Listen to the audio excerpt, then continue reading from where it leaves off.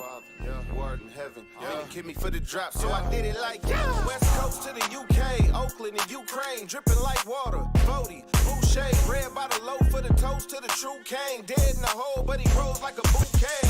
Started at the bottom, it was choppy though. God said he got me, so he got me though. Hollered adios, let the block rob me though.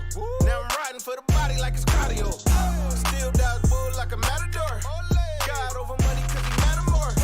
Roll with the ghost till it goes down. Pull up and turn the whole show to a ghost town. Coast to that coast, we gon' go coast to coast. Like a post on my folks, we gon' flow like a ghost. Like a coast to that coast, we gon' go coast to coast. Put up that wall, we walk through like a ghost. Like a ghost, like a ghost. Post on my folks, we gon' flow like a ghost.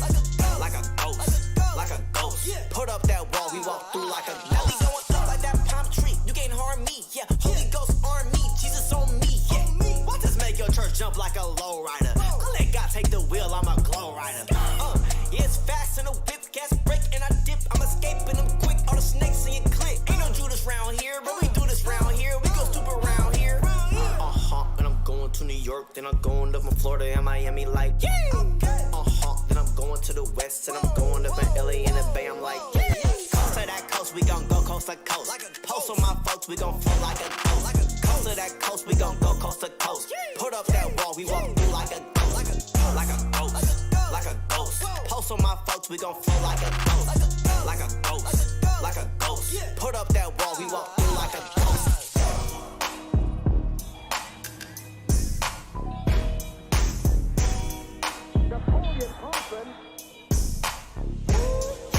Coast to that coast, we gon' go coast to coast. Post on my folks, we gon' flow like a ghost. Coast to that coast, we gon' go coast to coast. Put up that wall, we walk through like a ghost.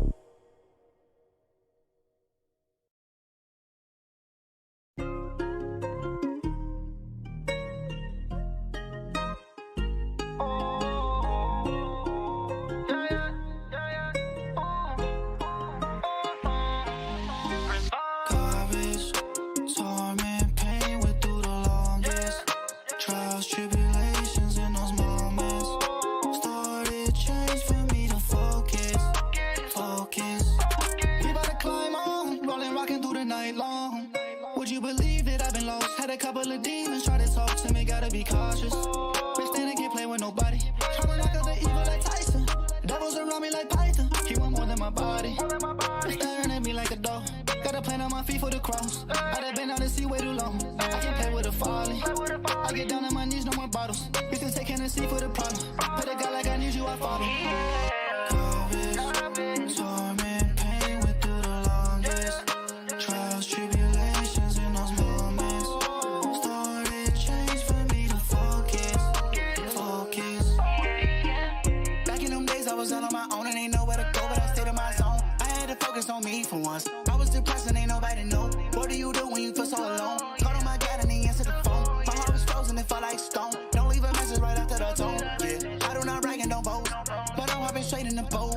When God coming back, I'ma go. Work hard and I stay on my toes, yeah. I had to focus on every moment. I gave you the chance and now I gotta show it. COVID, torment, pain went through the longest. Trials, tribulations in those moments. Started change for me to focus.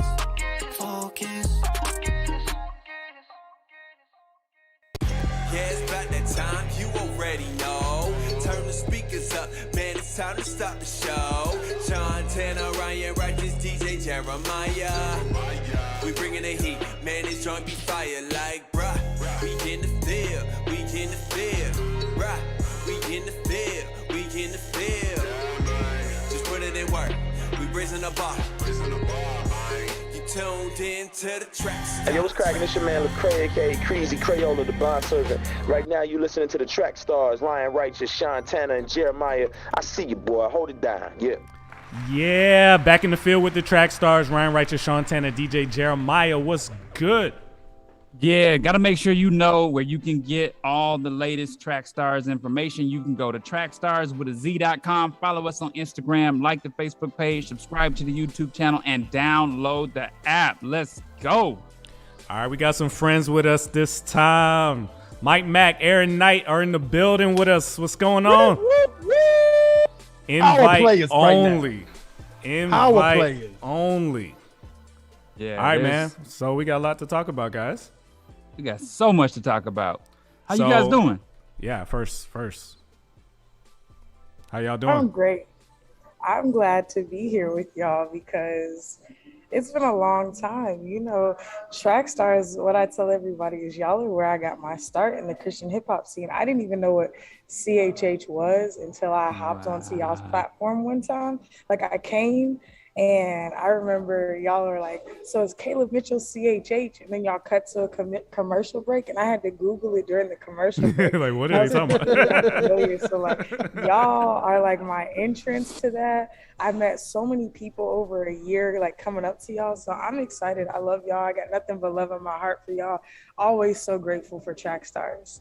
Wow, Man, that was amazing. We appreciate Can hearing we use that for the intro next time?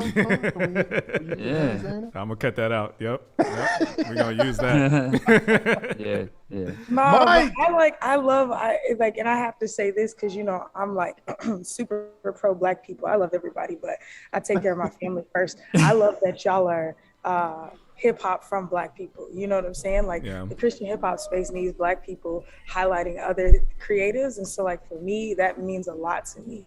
Yeah. Dope. We knew you were a superstar when we first met you, so this ain't news to us. Yeah. Mike, talk to him, man. How you doing? Man, I'm overjoyed. I'm full of peace and happiness, man. I love y'all. I love Trackstarz. Trackstarz is an integral part of the community. We're not even on here to gas y'all. We didn't plan this, but y'all are very important. Y'all are very important. If there was more Trackstarz, we would have a real industry. Wow. Real talk. Oh.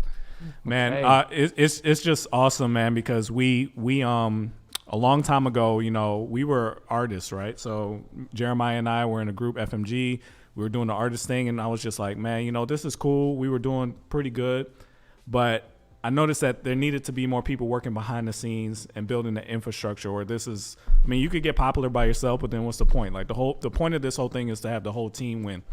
So when I see Erinn and Mike come in the studio and they have these big visions and they're talented and they understand business, and it's like, yes, that's the prayer. The prayer was always to have more people that understood what it was. Having rappers is dope and talent is dope, but you need people that know how to do something with that. Right. Yeah. So that's what this show is about, is helping train up people, helping find people that can do all the other stuff to help the artist be successful. Because being able to rap won't help you one bit, not even a little bit. You got to know what to do with it. So, guys, tell them, what are y'all doing now? Tell them the vision of Invite Only. I feel like every time Mike is gonna wait for me to speak, and I really just want him to talk. Brandon does the same thing, but thank you. I have so many great men in my corner, and it's allowed me to fly. So Invite Only really was started when I was on St. Holy. So I threw the St. Holy tour. I tried to throw it by myself and realized that it was just a massive undertaking, especially when we started selling out dates. So I was like managing tour managing, booking the dates, promoting most of the dates. And so then Mike came in and was like, hey, let me help you with this. Let's do this. And Brandon hit me and was like, hey, I can help you do the back end. So while I was out on that tour, Mike was like, we need to just form a booking agency. The scene needs it. He was like, I've been helping so many guys out. I'm already booking for RMG, but this is something that the Christian hip hop scene needs. And I was nervous because I don't book in churches at all. So I was like, I don't know anything about the church scene. He was like, I know that. And I know the Northeast scene in the like secular and Christian side. So he was like, you take your Southeast knowledge and what we have on the West Coast and let's just combine it. And then Brandon, he also co-owns it with us, Brandon Boone. So he does all the back end, all the websites, all the ticketing and all of that. So we just formed literally during St. Holy tour. We formed a little group. We started working together, and then that winter time we formed a LLC. We did the Family Ties tour, and then we just started killing it after that. COVID happened. So we had planned like 4 tours already for COVID or during COVID time. Those got canceled, and we just started growing as people, trying to figure out what we wanted to do. We started educating the scene during COVID. And then in 2021, we had been talking about it, like, yo, we eventually want to do a festival because Mike already does a really big conference. And we were like, let's throw a festival. So now y'all know we have Holy Smoke, which is why we're here to talk. But the whole purpose of this was that Mike really and truly saw that there was an absence in the market for people advocating for Christian hip hop artists, because it's just really WME, the Christian version of WME. They don't care about hip hop. They just take it and they're like, well, if you want to book it, we'll take the booking. So we really push for offers for our artists. Mike is integral in like building up a lot of people. Like John Keith was virtually not like getting booked at all, and now he's one of our highest earning artists, you know what I'm saying? Wow. We're booking for people like Not Clyde. There's a lot of like people that we're just developing too. So artists, this is not your invitation to hit us if you have no tour history or no local show history. But if we see somebody who has some promise and is working hard, the vision of this is to help add development to the scene where there's no development, where people aren't paying attention, again, especially to Black artists who are really building their own thing. So Dill tweeted about it recently, but Mike got him an offer that was 3 times the amount that WME has ever gotten. And WME is supposed to be the big players, you know, William Morris, Endeavor. They're like, they book for everybody. And they're like, no, you don't go through us, you can't do anything. And it's like, that's not true. It's 3 independent people. And we have a junior agent named Janessia. And we're just out here hustling for our people. And it's working. So our vision is to grow this scene and to push the people of God, especially in the direction, like hip hop's the biggest genre in the world right now. Why isn't that in the Christian scene? It's because the infrastructure isn't built on people who think or look like us. So we're going to keep pushing and we're going to keep growing. So really and truly, that's the vision of Invite Only. And Mike Mack is the backbone. He'll never take credit for it, but he really is our grounding force and the reason that we're such a successful company right now. Wow. I just want to take a second to just, if you're trying to build a business and you have this vision, that was one of the best pitches I've ever heard in my life. Yeah, no, seriously, I just want to pause, take notes on what she did there, because I knew a little bit about what they were doing. I know them, so I hear like kind of what happens. I didn't know fully what they were doing. That minute or so that she just took, that elevator ride that we just took with her, I fully understand. I want to be, I want to help. You know, like she fully laid it out so clearly. She knows what she's talking about. She has history with this. It's not just something she's dreaming up in her head. She's worked at it. It all came clear. So pay attention to how she pitched that. That was excellent. You know what? After that conversation, Erinn, I'm renewing my contract. I'm extending my contract.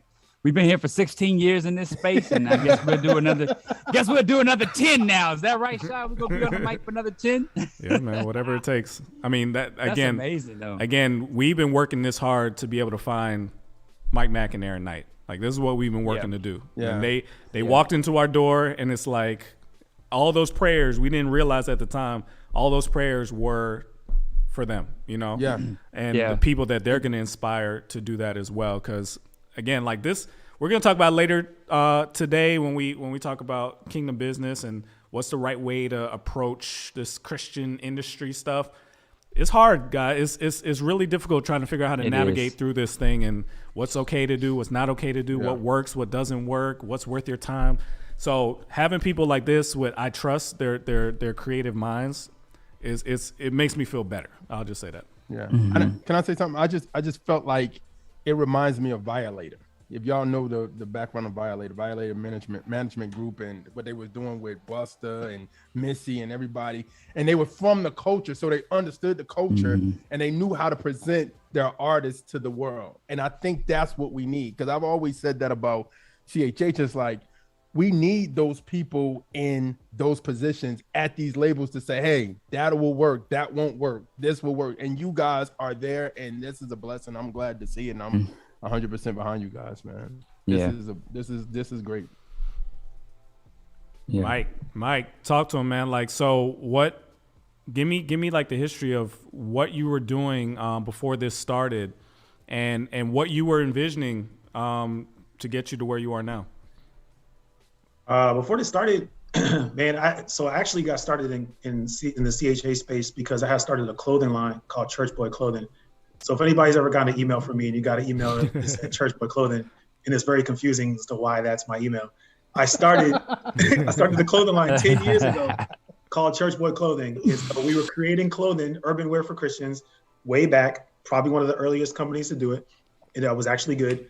And we were selling it at different events and stuff like that. But there weren't a lot that we figured that the best events to sell it at were urban Christian events. Yeah. 10 years ago, urban Christian events is like an oxymoron, right? Especially I'm in Boston, I'm in the Northeast. So there's not urban or Christian. So in my mind, I was like, all right, in order to sell my product, I need to create my own audience to even sell my product to. So I started doing events, small Christian events in like coffee shops and little open mics and stuff like that. I started at 5, 10 people. Me and my friends would do it. Eventually we grew it to like 50 people. We started selling tickets. We grew it to 100 people. We like, oh shoot. Now we start bringing in artists. Those events start growing and popping. So wow. I was like, man, this is actually a little bit better financially for me than the clothes were. So we pivoted to doing those events. And so to make that happen, I started going to the Flavor Fests. I started going to the Legacies, all of those events and seeing how they were operating their events. Started doing elevation, using those connections and just traveling all over the world and meeting and building with people. I'm never afraid to go anywhere. I met the Trackstarz the first time because I just pulled up in Atlanta when my cousin was there. And I was like, I just want to sit in the room and meet these guys. So the first time I ever did Trackstarz, I just kind of was just a fly on the wall. Yeah. You know what I mean? And that's how I met Doc Watson, introduced myself to him. I ran up on him one day, was like, yo, I've been trying to book Derek Minor. Y'all won't respond to me. He was like, what? And I like, and then 6 months later, he was in another city. I pulled up at that city and he was in Atlanta. I pulled up on him again. I was like, it's me again. What's up? And he was like, bro, who are you? And so that's kind of how I got my foot into a lot of doors. I did the same thing with Erinn. I was a fan of Erinn before I was a fan of a lot of artists. And I was a big Caleb Mitchell fan.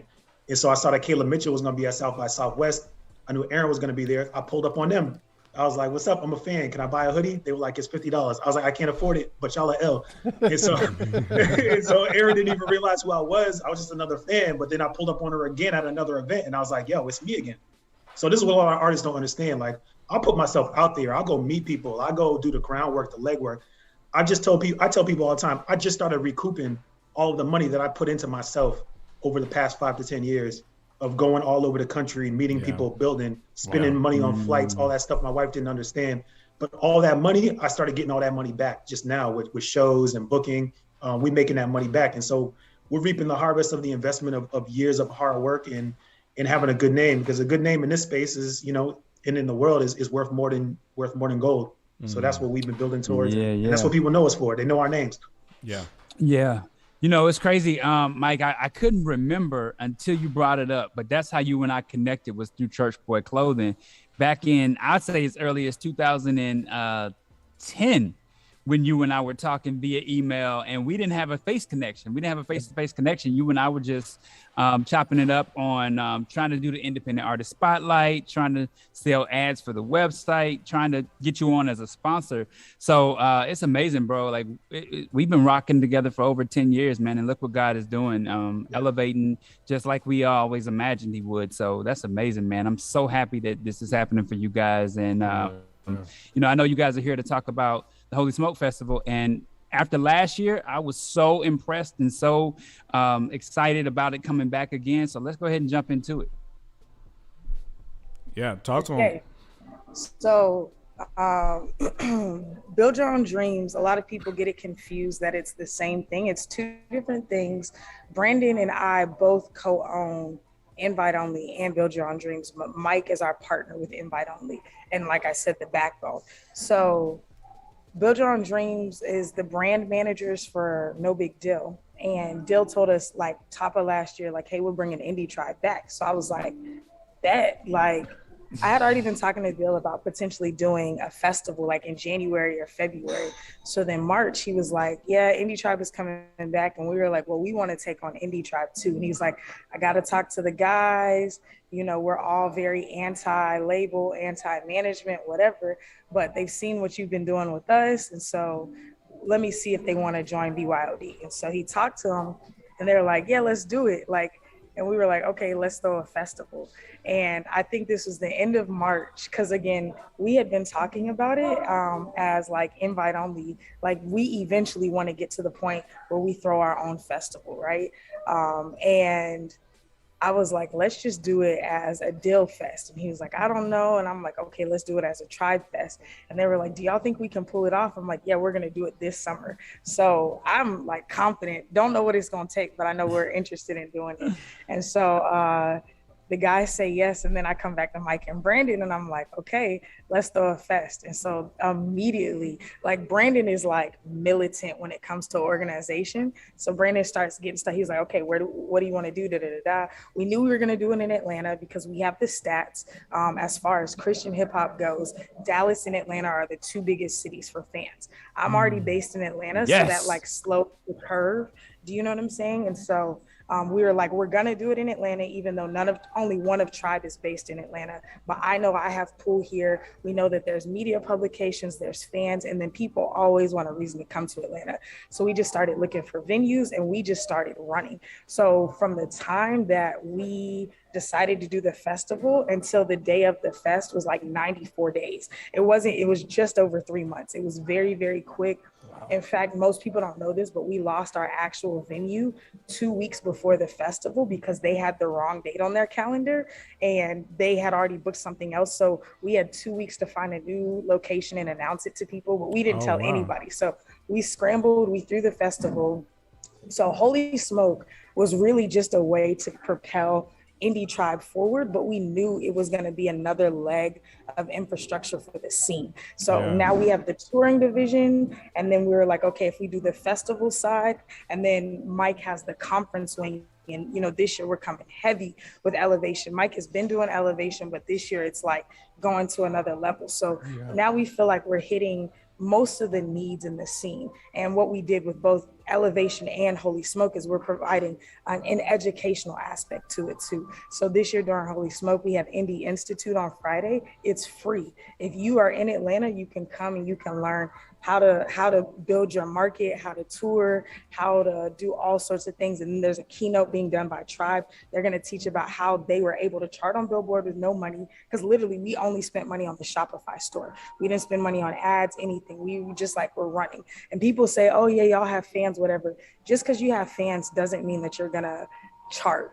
Right. And I'm not going to take shots at anybody, but there's plenty of people in this scene who are not doing what Indie Tribe is doing, and they have fans, they have money, they've got labels. Do you know what I'm saying? So the Holy Smoke is for Tribe for sure, but it's for the scene. And it's not a Christian festival. We have people who are booked on it who aren't saved. We had people last year. Our vision next year is to do kind of 50-50, because we feel like this is something to amplify what the Lord is doing in everybody's life, but it's to bring people into something that they typically wouldn't come to if they're not a church goer. So a lot of my friends who aren't saved think it's super dope. They come out. We have Young Baby Tate's DJing one of our events. We've got, you know, it's really a mix of the scene. Again, it's like we're really pushing up Black people and we're really pushing for the Christian hip hop scene. But this is something that for me, especially as a woman, I want other women to be able to see it and say, oh, I can do these things. I want other business people to see it and say, oh, let me come learn. We have the head of ASCAP coming to teach a class. We have people from FanSub, which is a new tech company that's doing ticketing. They're coming to teach. So this isn't just come hang out. This is come learn, come enjoy yourself. But again, let's elevate the scene. There's a lot of people who want to take. They're like, what can I get? Who can book me? What can I do? But it's like, if we all add it creates a bigger menu, you know, like it's kind of like a potluck. If you go to somebody's house, you can eat the food that they have. But if you bring food, then everybody leaves with food. And that's really what we want to do. We want to bring food and encourage everybody else to bring food and then leave with food. You know, Miles Minnick has Glowchella coming up. And I know that he was inspired by what we did. It's like, it's not hard to do a festival. It's not easy. Let me say, it's not complicated to do a festival. It's not easy, but it's not complicated. It's very simple. You get a venue, you get artists, you get people, and then you promote it, right? Yeah. So those things take time, they take effort. You have to understand it.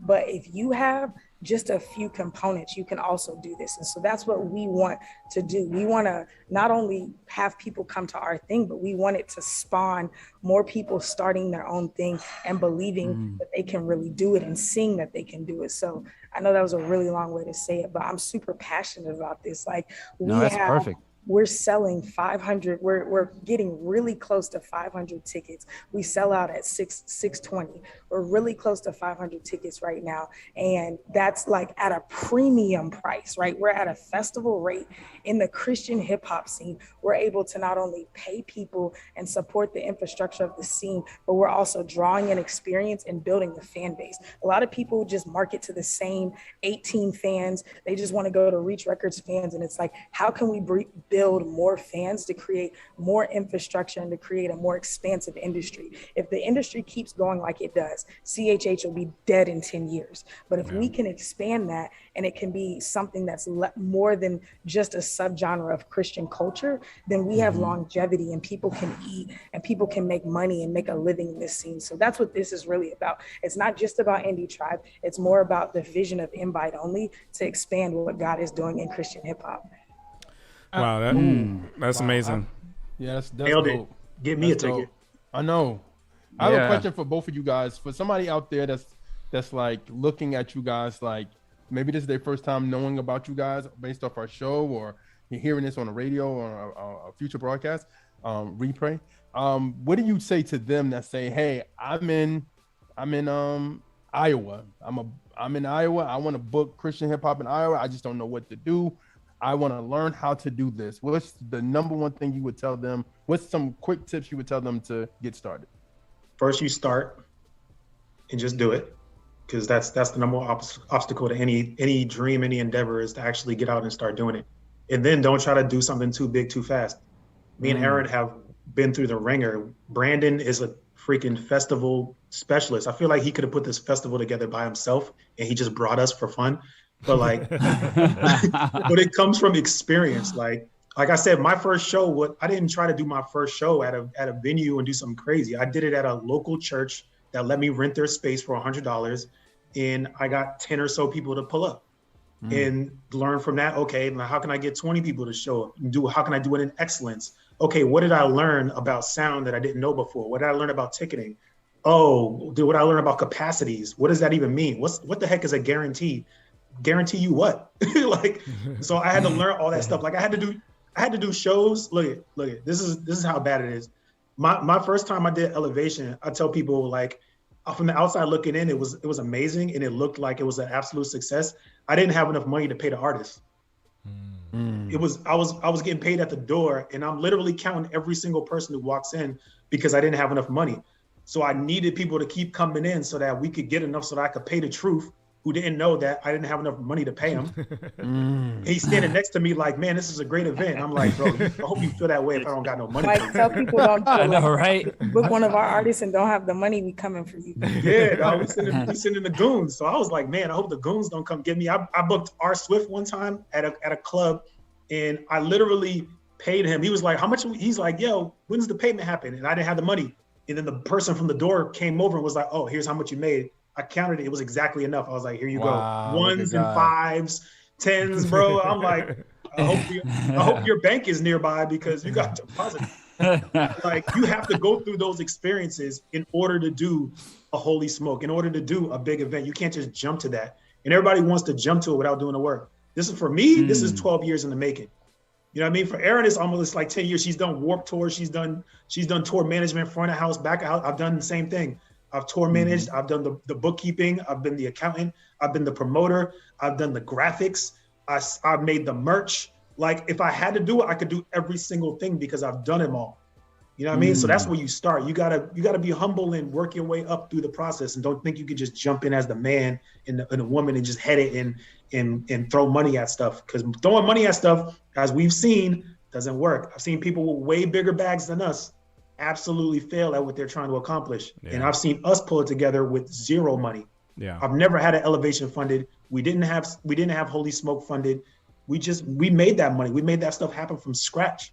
Wow. Yeah, I would say too, like, don't start with trying to like Mike took a risk that I would never take, and it rewarded him. But like, don't start trying to book big artists. Like in your local scene, throw some local stuff. I curse. I'm trying to like curb my enthusiasm right now. throw something like local. You know what I'm saying? Like I started out booking just artists who nobody knew about, like in Atlanta, but also I started like I'm still somewhat new to the Christian scene. You know, like I Googled CHH sitting in y'all's chairs like 4.5 years ago, right? So I started in music. I'll hit 11 years in September. I started in rock music, then I moved to the Atlanta hip hop scene, then I moved to Christian hip hop. So for me, I already had connections and infrastructure built on what I was already doing. So I had local venues, and again, I don't book in churches. So I'm like, Christians can play in the club if they lit, like, and not even the club, there's venues. Like if you sound good, people don't care. I'm telling you, like I know witches who come to my events, and that's like not hyperbole. You know what I'm saying? Like I got people who really rock with what we're doing. It's like, you just got to be confident, but you have to be good. You can't be second rate and throw Jesus on it and then expect it to work. You know, you got to get really creative with your solutions, and you got to invest in yourself. The reason that we as Invite Only did Holy Smoke with no money, we got a credit card and we swiped everything because we knew we were going to be able to make the money back from the event. And then we didn't. We lost 5 racks the first show. We had to spend the whole last year. I'm just going to give y'all, just for reference, Holy Smoke cost us the first year about $45,000. Okay. Wow. So like, do not try to do this if you don't have the type of bread, right? We made $40,000. So it's like, that's cool, but we still lost $5,000. That was devastating to me because I've never worked that hard in my life. So we spent all that time paying it off. Like we spent months paying it off. However, we owned it, right? The first time, this is a Black-owned festival. It's owned by Invite Only, right? Me, Mike, and Brandon own this festival. So now the second year, we went to sponsors. I'm talking about, we went to YouTube, we went to DistroKid, we went to Lemon Perfect Water, and we said, now you got to ante up if you want to be a part of this, you know? And so this year we got sponsorship. No disrespect to anybody in the scene, but we got more money than most Christian companies can give us, right? So we had to take the L the first time, but you got to build slowly. Like Mike said, he's 12 years in. I'm 11 years this September. Brandon's been throwing shows and events since he was in high school, or since he was in college, from 19 years old. So he's got 13 and a half years in it. You know what I'm saying? So we've really, really put the energy in. We put the time in. This isn't just whatever. If you're in Iowa, kill it in Iowa. We need to put our artists in Iowa. If you can kill a show in Iowa, everybody wants to come through you. And that's what happened with me. Mike knew about me because I was the Atlanta chick. I knew about Brandon because he was the Austin dude. Mike told me he was the Boston dude. And I'm like, I don't ever go to New England because there's no Negroes up there. You know what I'm saying? Except for Mike and the Boston Celtics. Yeah, so I was like, okay, Mike got this, so we gonna win. You know what I'm saying? So it's like, if you kill your local scene, then you can go national, then you can go global. We've toured in Canada, I've toured, in Africa, I've toured in Europe. Like you gotta just kill it in your local scene. Be excellent. The Bible says, if you're faithful with the little, God will trust you with more. A lot of people think that we just happened upon this. I was tweeting about this today. I had to get off my chest. There's a lot of people who are like, so how did this happen? Oh, you just like, oh, you knew this person or you got lucky. They be kind of asking, they hating on the low. Yeah, exactly. But it's like, no, I've been here. I ain't been loud about it. Like, I didn't even have social media the first 4 or 5 years that I was throwing shows. I was selling out events in Atlanta and didn't even have Instagram. So like, we're not trying to rely on the internet. You know what I'm saying? So I just want to encourage people. It's about what you're doing privately. It's the work. You got to work at this. This is not easy. This is the hardest thing I've ever had to do. I love what I do, but I absolutely also hate it. It's not fun. This is not like, y'all see a tiny bit of the glamorous side. It's difficult. But if you're willing to say that, I know my sacrifice is going to lead to open doors for more people, you'll be able to open up so much more. And, y'all seen it. Y'all seen it up close. I was doing rap reel with y'all 4 years ago, 5 years ago. It was awesome. And that is how I started. I didn't know nothing about Christian hip hop. I'm like, if I throw a show and add value to the scene, people will know me. You know what I'm saying? And so like, you got to add value. You can't just be looking again to take. Yeah. Bring to the potluck, learn from the potluck. If you don't have nothing, at least come out to one of our events. Come out to our events, learn something, invest in that. Spend your money there. That's like going to be a wise investment. Pay the experts and then learn how to fast track your life. Let me tell you what Erinn did real quick because we got to go. Erinn, we're talking about bringing value. Erinn came into the studio. She came to me. I showed her the rest because our studio's in the church. So I showed her like, hey, we could do events here, blah, blah, blah.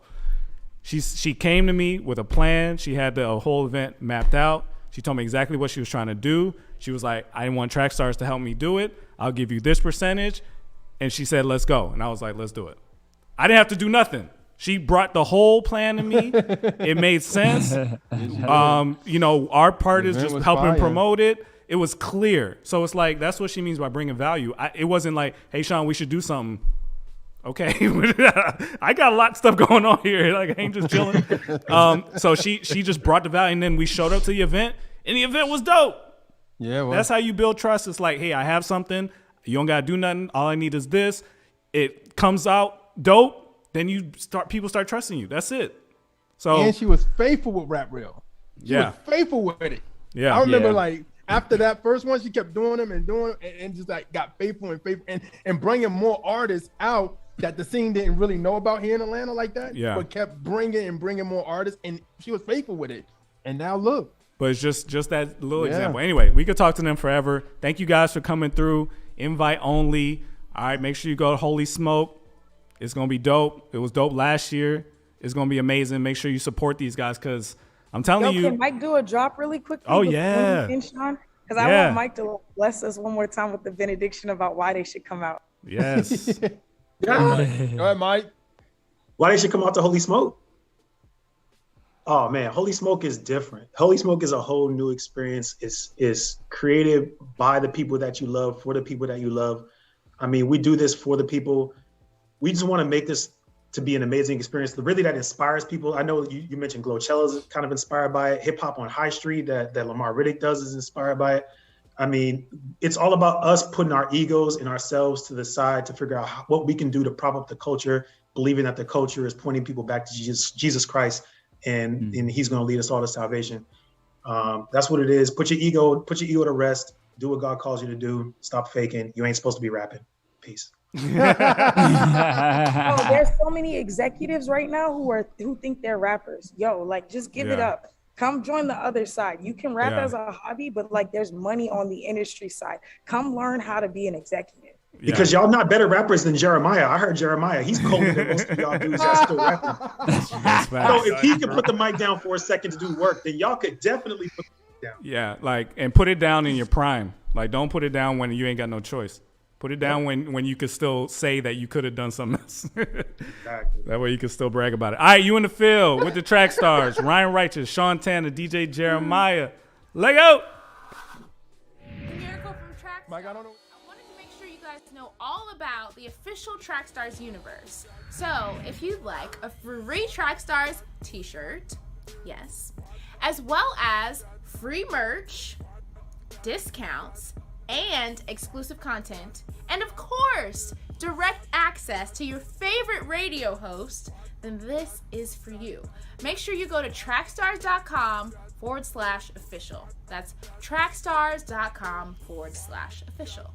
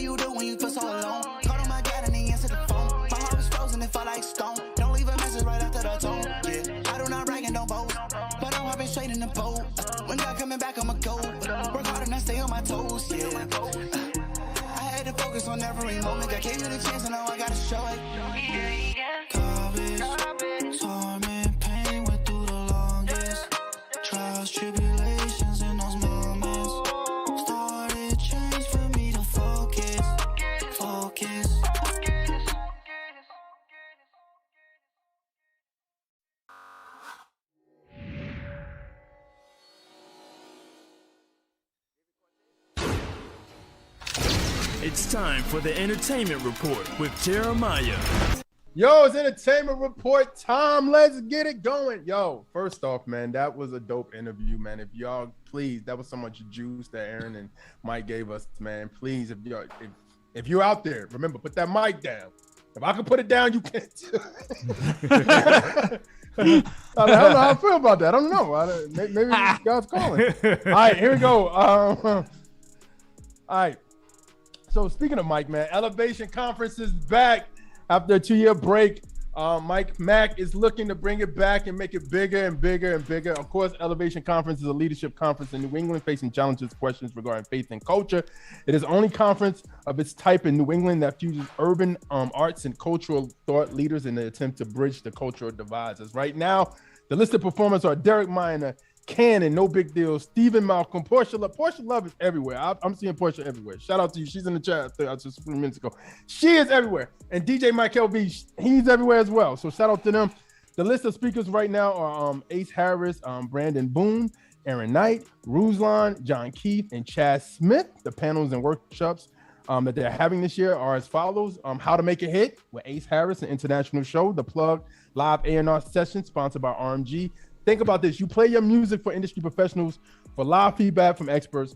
Best song gets a career-changing prize package of one song will get distribution by RMG amplified on the spot. Also, street ministry with Lion of Judah Church. You're going out in the streets of Boston and witnessing the people, man, which is the great thing to do, man, serving the community as well. And then some breakout sessions will be artist track, responsibility of the Christian creative. Can Christian music be mainstream? And then they also have a ministry workshop also called Overcoming Church Hurt, Jesus versus Everybody. It's the church outdated. So man, please go to Elevation this year, man. If you can, whatever you can do, it's in like I said, it's in Boston. It's a good look. You're in the Northeast, something dope, you know what I mean? In the summer, Northeast in the summer, it's kind of dope. I mean, I was born and raised in Jersey, so I kind of know.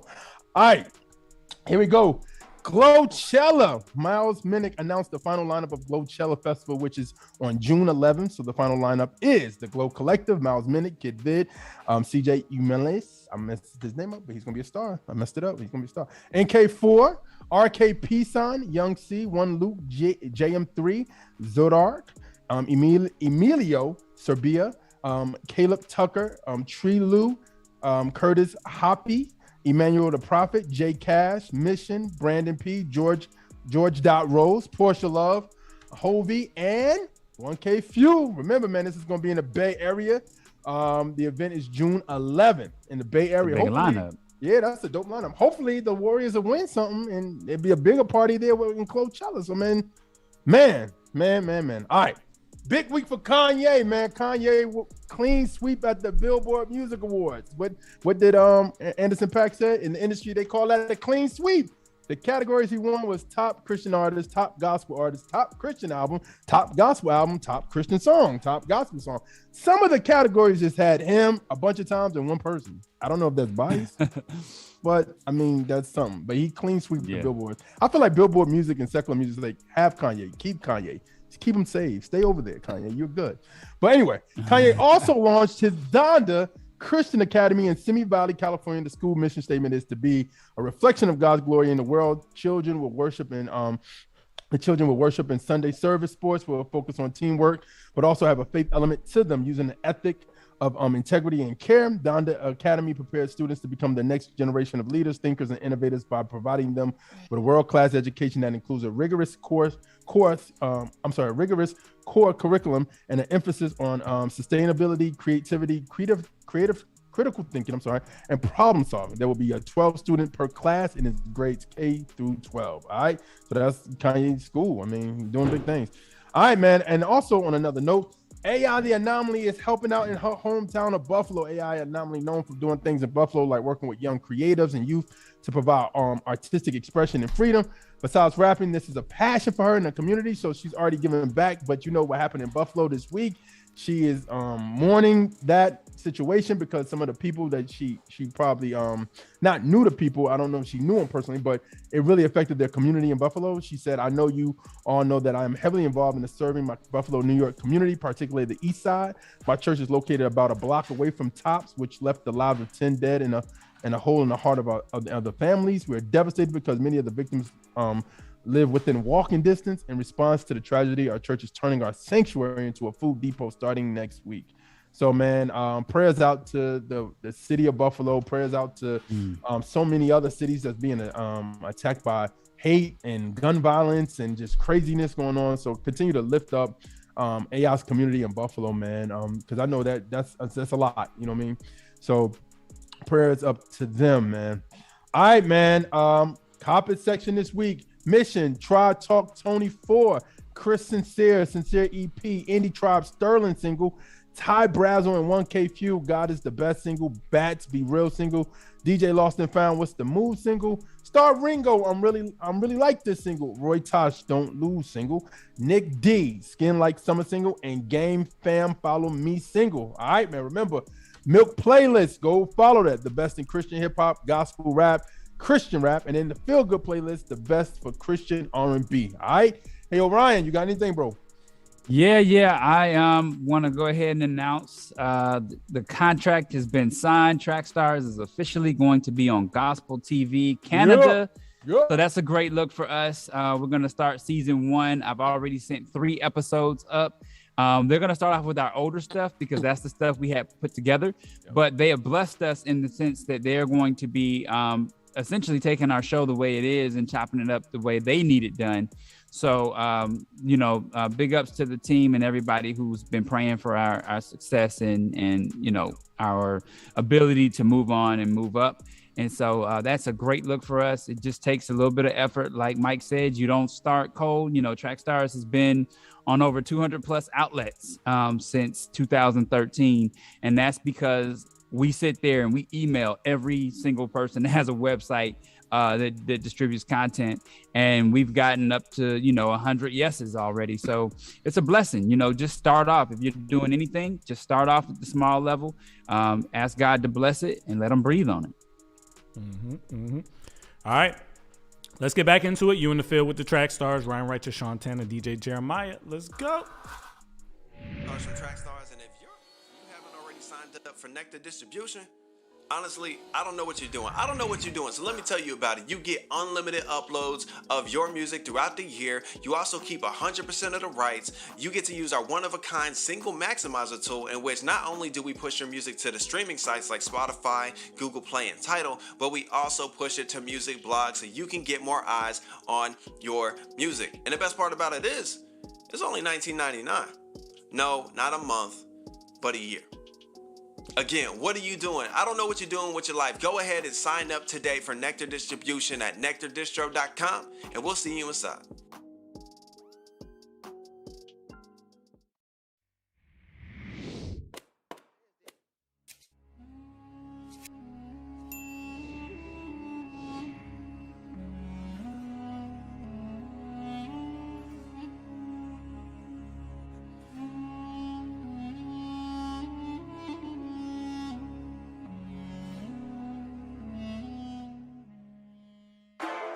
Hey, we ain't talking about no spirit baptism either.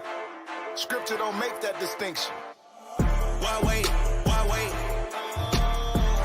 Why wait? Be baptized. Why wait? Why wait?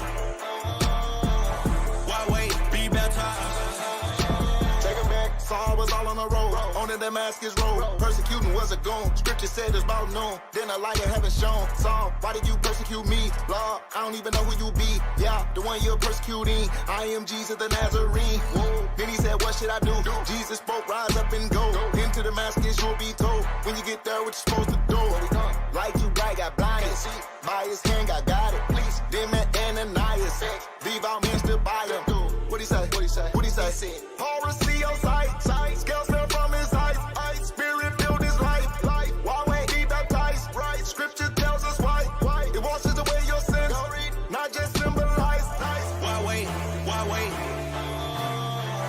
Why wait? Be baptized. Yeah, what up, though? Listen, we stopped the video to let you know we moving over to Extra Notes Academy. So if you want to see the rest of this podcast, music video, whatever it is, type in Extra Notes Academy in your YouTube search box and you're going to see the rest of this content. Just letting you know, we still going to rock right here, but we also rocking over there, you feel me? So yeah, tap in.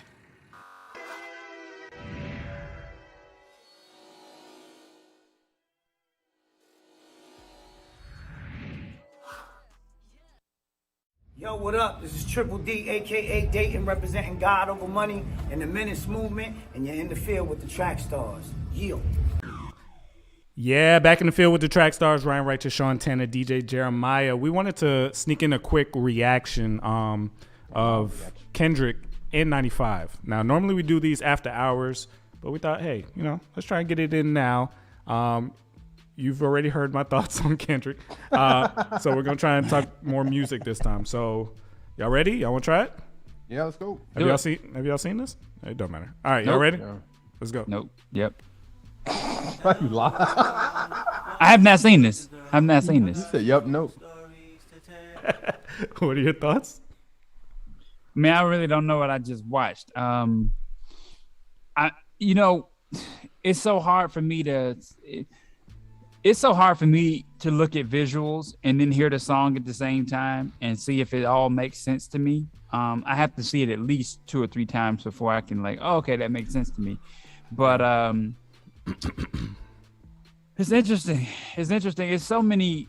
Even if you hear the lyrics, there's so many Christian innuendos in there, and it almost makes you feel like this is Christian hip hop, but it's not. And then it seems like you might be nodding your head to something that you think is right with God, but it's not really. It's actually blasphemous in the sense. So I don't know. It's hard to dissect. It's really hard to dissect. Ryan, you out of pocket. What a hypocrite. You out of pocket. Go ahead, Jeremiah. The funny part is when Baby Keem kisses him on the cheek and he stopped the video like, what you doing? That's funny. I really think out of 2 things, I would say, kind of based off last week, either Kendrick really believes what he's getting because we're all little Christs or Jesus. We're all Jesus. We're all Christs or something. I think that's what the message was. Or he feels he's the hip hop savior, even though he's saying in the music not to follow him. Because the elevating, the the elevating over water, the looking like you're on a cross. It's just a lot, and I'm like, it's a lot. So if you missed what I said last week, I believe that this album was inspired by Eric Tolle or Eric Tolle. I've heard it both ways. Somebody said Tolle to his face. He didn't say anything, so I went with Tolle. He believes that there's one God consciousness, right? And we are all a part of it. Yeah. The trees, the plants, people inside you, outside of you, we're all part of God, right? So he believes that when we talk about Jesus being Jesus Christ, he believes we're all Christ. The only reason Jesus was called Christ at the time was because he was conscious enough to realize that he was a Christ. Now, Eric Tolle was all over Kendrick's album. So I'm assuming because the imagery matches perfectly the Power of Now and the New Earth, sounds like Kendrick believes it too. I don't know if all the imagery matches exactly with what Eckhart Tolle believes, but it looks like it does. So that's what the Jesus imagery is to me, is you all are Christ. If you raise the consciousness, Kendrick believes he has, I assume. Now, the lyrics, though, I do think if you didn't know any of that stuff and you just read the lyrics, I mean, it's pretty positive, I would say, right? You know, take off all the unnecessary stuff off your life. Who are you really? You know, like it's good stuff at the core of it. God itself, basically. Exactly, right? So it's not like everything he says is wrong. It's just that if you don't know the motivation behind the imagery and what he's saying, you may not get it, which is great if you don't get it, because hopefully it won't penetrate. I would assume, since PG Lang, his new company, their mission statement, if you go watch that video, their mission statement is all about Eckhart Tolle's philosophy. It's 100% Power of Now. There's no past, no future. It's all about the now. Achieve your consciousness, become a Christ, become connected with God. God is becoming conscious. That's what the man believes, right? So it seems like now that he's leaving TDE, it may be more of this coming. So don't say I didn't warn you when I told you right away what's going on with this. But you know what's so funny? It's so funny how black artists will always say the Bible's a contradiction, it's the white man religion, but then follow a white man.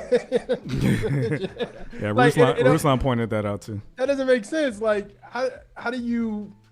And majority, honestly, some of these religions that people that kind of kill black Christians for being a part of, majority of religions that they are subscribing to is started by a white person. You know what I mean? Or has the foundation of a white person, and a black person just took it and kept it running. So it's just interesting how people are constantly pushing that narrative. And then also is a dope documentary coming out soon. I'm gonna see if we can try to get the people on it that made the documentary about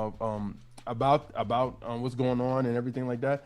But it's just baffling to me, this just how people are just like for me and thinking about Kendrick is like how you went from, you know, on a dang project of being Hebrew Israelite, and now going from that to this is just interesting to me. Like, but wow. I will say though, N95 to me is the best song on the album. It's the most single sounding song.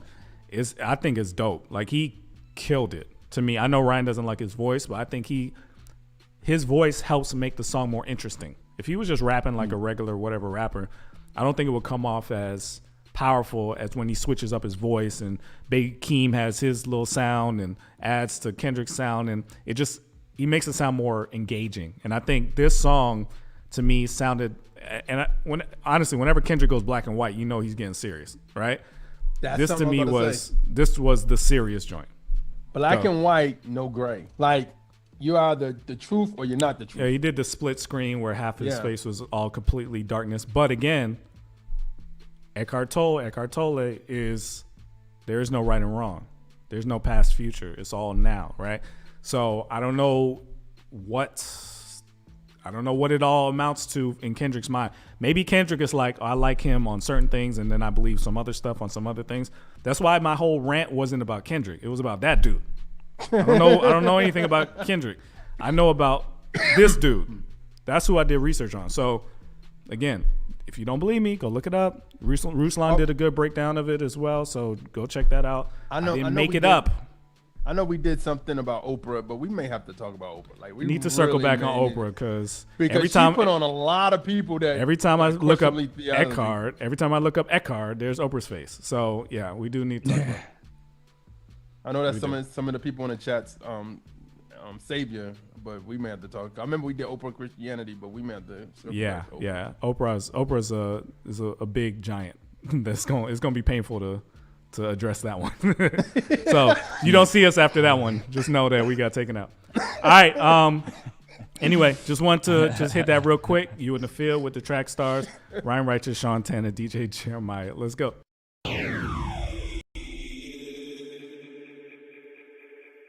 You are listening to the Track Stars with Sean Tanner, Ryan Righteous, and DJ Jeremiah. Right now, you in the field with the Track Stars. Trackstarz. Ryan Righteous, Sean Tanner, DJ Jeremiah. Right now, you listening to the Track Stars. You know what time it is.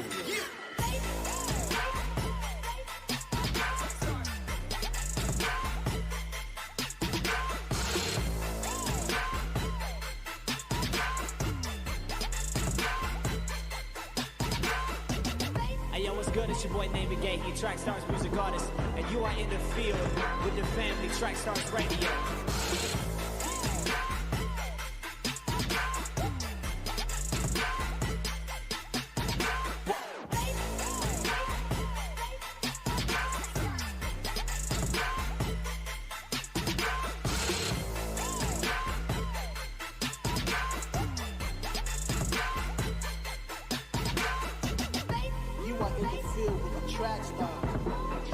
Trackstarz Radio.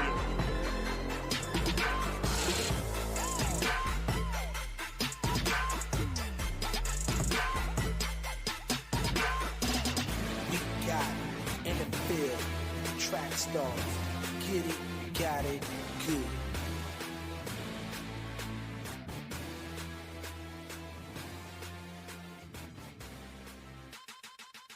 Ain't no podcast beef. We got respect for y'all. Yeah. But respect the grind, baby.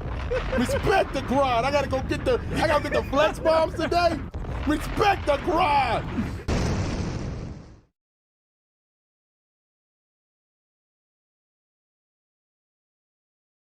All right, back in the field with the Track Stars, Ryan Righteous, Sean Tanner, DJ Jeremiah. Man, y'all should come on during the break. The show is way doper during the break. It's a whole nother podcast. It's a whole nother podcast. It is Thursday recorded. night. It is recorded, so I may leak those out at some point. Maybe to the official. Thursday night is a better conversation than a whole topic of this podcast. Y'all, our team is so lit. They're so funny. They're so animated. They're so opinionated. We should do a live with stuff that throw us completely off. Like we should do a live and record it and just play it back once. I'm telling you. Y'all would love if y'all made that a show. Y'all would find somebody. Somebody would be a millionaire if they put that out there the right way. Because that stuff is like Christian, unfiltered, uncensored, everything. It's crazy. People may give us a shout out. Yeah, we might get canceled. All right, because we get real. We talk about race, and not just amongst black people, amongst white, black, Asian, everything. It's a real race conversation in there. Anyway, because we got a diverse team of Asians, blacks, and whites. Yeah, that's true. Blacks and whites. Blacks and whites. The blacks. All right. So today, what we're gonna talk about? There's no. Y'all good? Did y'all catch the same thing at the same time? Ryan, you okay? Oh yeah, all right. You need some water? All right. That's why you needed that break? I couldn't even get up. I didn't even do the liner, y'all. It's crazy. That was the liner. That was. All right. Thank you. Anyway, pray for the Track Stars. So I guarantee you've never heard of this because I haven't heard of it until Jeremiah brought it up. And anyway, there's this new show on BET Plus called Kingdom Business, starring Yolanda Adams. It also has Kirk Franklin in it. Devon Franklin is a producer, executive producer. Franklin and Devon. But Kirk is actually in it. Oh, okay. He's in the second Warren episode. Campbell. Warren Campbell. Who else? There's all kinds of people in it. There's a lot of people Tamar Braxton, that are I think, is in responsible for it. Yeah. So this is like a gospel version of Empire, kind of thing. And I mean, they get into it, guys. So what I want to talk about, I'm gonna play the trailer. I asked for permission. I'm gonna play the trailer. Permission granted. I'm gonna play the trailer. Hopefully it loads because I just did this. I'm gonna play the trailer, and just warning, this is just a very, very small taste of what the actual show is like.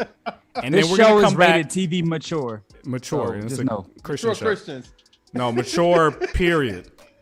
I'm gonna play the trailer, so don't get mad at us. This is not our show. And I want to come back and I want to specifically address Jeremiah, the filmmaker extraordinaire. This is his world. I want to know what he thinks. Don't do that. Don't do that. I want to know. Go to Jeremiah first. No, you Yes, know you a filmmaker too. Go to Don't do Jeremiah that. first. You know that's your Go to real Jeremiah heart and passion. first. If you All could right. put a camera in your hand and drop this podcast, you would do that. In that heartbeat. Let's see it. Let's try it. Y'all ready? What's going on, gentlemen? First Kingdom Records is going broke. Redeeming Records reached out and... You think I'd license my song to Caesar? Mom, if we don't expand gospel, we'll end up irrelevant. I'm in charge of A&R. I scout talent. You're in charge because I put you in charge. Give it up for my wife, the queen of gospel music.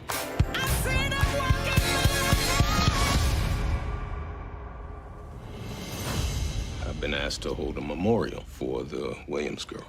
The dead stripper? Danny loved music. Can someone explain the purpose for the pain?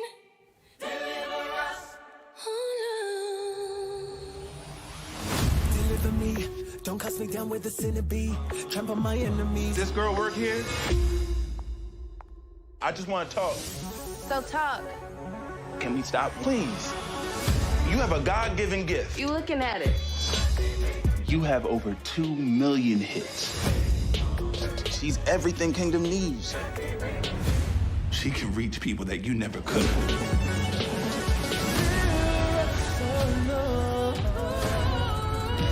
You set me up? You and my mom got history, but she's a star, right? Or am I crazy? Crazy like I was the first time I heard your mother sing. You know who I am, and I can't change that. I don't care where you come from, only where you're going. Your reign is over. Is that a declaration of war?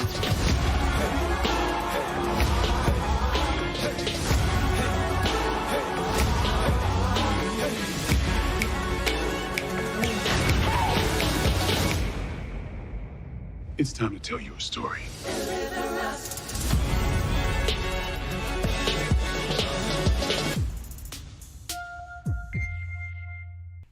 All right, so that was Kingdom Business. Now, let me explain Shame on what's Trackstarz.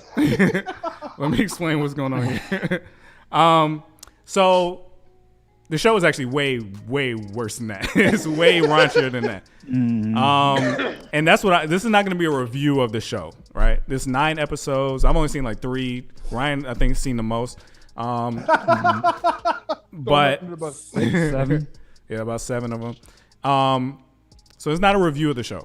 This is just a meeting. This is a meeting. We're just coming together to talk about how does this thing work, right? We've been doing this for 16 plus years and trying to figure out what's the best way to do Christian ministry entertainment and Christian just regular entertainment.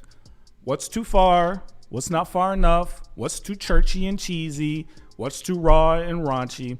And I think Christians have kind of been tug of war between those two. We had a conversation last week about Doctor Strange and what would a Christian version of things like that be? Can we show real violence? Can we show real this and that?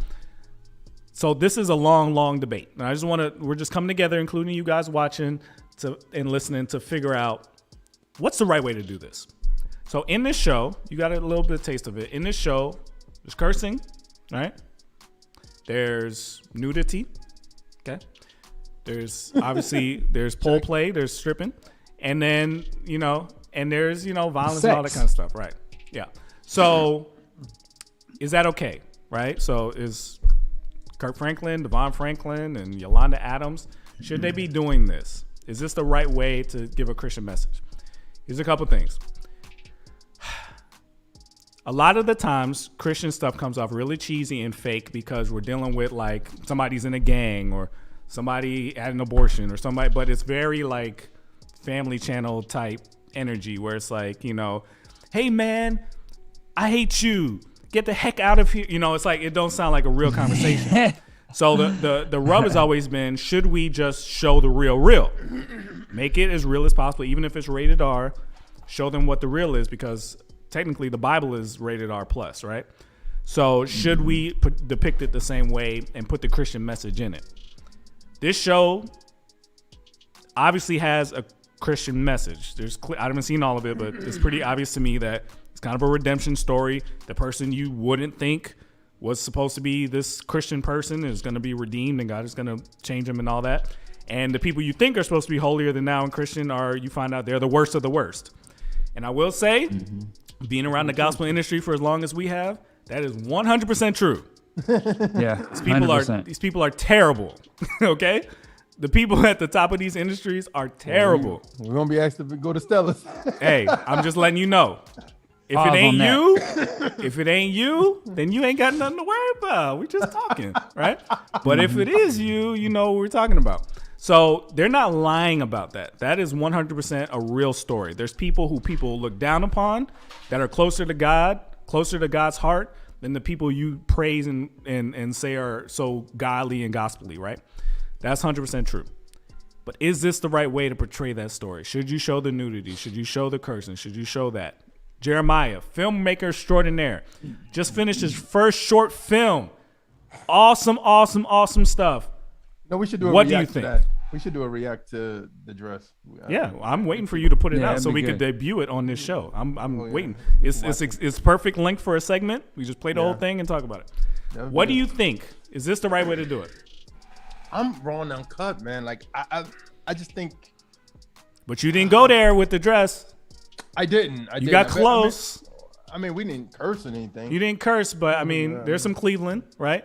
So you didn't curse. So you held back. So what kept you from going even further? Well, I think one, Maya is really good. Like when we wrote the dialogue for everything, we was writing it together. So, but we have something that we want to do that's gonna be raw. It's gonna be killing in it. So I know, but it's a purpose to it. Christians don't care about killing. Let's just be real. Let's just be honest. Nobody cares about killing. That doesn't. So what do we care about? People sex? don't. That's what people don't count. We care about sex and nudity. Cut them up, kill them. Drugs, Nobody cares. Alcohol, Nobody cares about drugs either. Nudity, it's all about sex, cursing, and that's it. That's it. So cursing and sex. If you got a Christian thing and you got sex and cursing in it, that's what people are expecting not to see in your Got films. you. Okay. So to me personally, I think it depends on the reality of the situation, right? So seeing the first episode, if she's a stripper, of course she's going to be in a strip club. So I don't know how you would have shot that. That's when Sean's expertise come in. Outside the door. Well, outside the door. No, but here's the thing. They went to 90. They didn't go to 100, right? They didn't go to 100. They went 90. Everybody was clothed in the strip club. They were gyrating. You're still seeing cheeks though, but you're still seeing cheeks. You're still seeing gyrating. But nobody was naked in the strip club, so they held back a little bit, right? Yeah. So somebody said we're gonna go this far and no further than this. Yeah. Right. So that was clearly a conversation. How far are we gonna go? But here's the question I have for people watching, especially in our Trackstarz Universe: are you watching any other show that's non-Christian that's just like this? Of course. Yep. Yeah. Like if you're watching Power, are you watching anything else? But it's raw, uncut, it's whatever. But, you know what I mean? But you don't have a problem with Jeremiah, it. That's what my question but we don't assume the people making the thing we're watching are Christians. Are Christian. Okay. Got you. Okay. We expect Christians to do something a little bit more measured and thoughtful. But here's the question to you guys. I mean, it's more to Sean because Sean is more into the to the movie thing. So what would, if somebody gave you a script and say, hey man, I like the way you shot the dress, can you shoot this? Yeah. And it's about a reformed stripper or a reformed drug dealer, and you reading their story and it's like, wow, this is really raw. This is what they're doing. How would you shoot some scenes and make it authentic to somebody watch it, be like, wow, this is raw, but at the same time, yeah, I kind of like it. You know what I mean? Like it's good. It ministered to my heart. You know what I mean? That to me, that's the hardest thing, because here's the problem, right? They put it on BET Plus as a BET Plus original. I think the hope for that is that non-Christians will see it. Yeah. Right? Yeah. But unfortunately, it doesn't always work that way, right? When you put Yolanda Adams and Kirk Franklin and so on the thing, you're going to be attracting the gospel industry to it, right? Yeah. Yep. So that's where we get into like this sticky situation where we're honestly, truly from the heart trying to make godly, missionary focused content, but then all we can do is promote it to people who are essentially already Christians, right? Yeah. So the purpose of it is lost, and then you end up just making Christian stumbling content. You know what I mean? Yeah. I think this had the right mindset, but I have nothing to tell you. I'm really still trying to figure this out, because this is probably one of the hardest things as a Christian to do, because you want to make something that can reach the heart of somebody. You know they don't want cheesy Christian, the fish, Pure Flix type stuff. So you feel like you got to make it as close to real as possible. Yeah. What I think, Jeremiah, is that our lane and where I think we can be best served is in the PG-13 lane. The Marvel, the Jurassic World, where it's raw, but it ain't so raw that you got to go that far, right? The Marvel and Disney and all those people are able to make, of course, they slide their own agenda into it, but that's where we can slide our own agenda into it, right? Yeah. They make movies that you wouldn't say Endgame was holding back, right? Even though they don't show blood too much, they don't curse too much, they don't go all the way, but nobody's sitting there being like, this ain't real, they ain't really going there. You know what I mean? Nobody says that about that, right? Yeah. They just think it's a good movie, right? You just don't like sci-fi, but I'm just talking about I don't like sci-fi. PG-13 content. There's PG-13 gangster films too. I've never seen the PG-13 gangster. Nah, I haven't seen the PG-13. What was Goodfellas? Goodfellas R. Rated R? There's one I saw, The Untouchables. Y'all saw that movie? R too. It felt like a R Disney too. version of a gangster film to me. But anyway, You might be talking about like the comedy versions of No. This was 9.5 yards. This was about what's the man's name? Anyway, whatever. We're getting up on Not Al Capone. The point is that I think the PG-13 lane we should be killing, because you can be rawer than normal, rawer than Pure Flix, but not as crazy as the hard R content. Because honestly, in mainstream world, hard R doesn't sell as well as PG-13. So if you're talking about reaching the most people, they have the same issue with R-rated content. They have trouble selling R-rated content. But you know what's so funny right now, and I've noticed that recently in a couple of years, getting an R rating it would have to be really raw. Like that movie has to be really raw to get an R rating. Like everything is getting a PG-13 rating now. And it's the funny part is you may hear the F word in a PG-13. I think you get one. You get one or two. Yeah.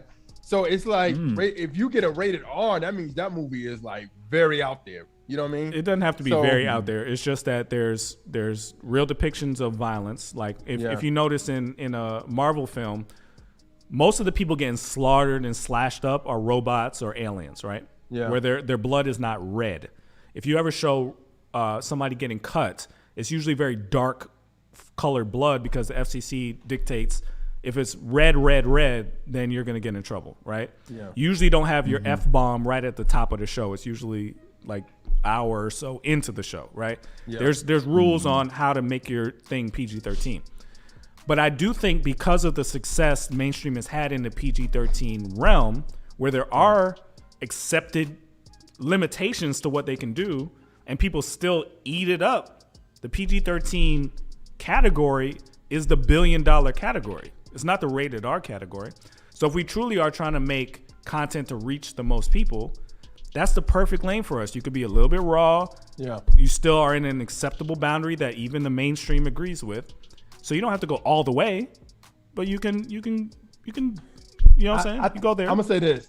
I think going back to kicking business, I think based off what y'all said earlier, I think if maybe, and I'm not saying nothing against Yolanda Adams because I love her music.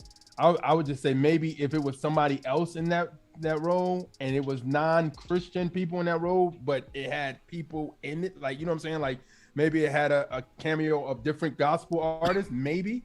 Yeah.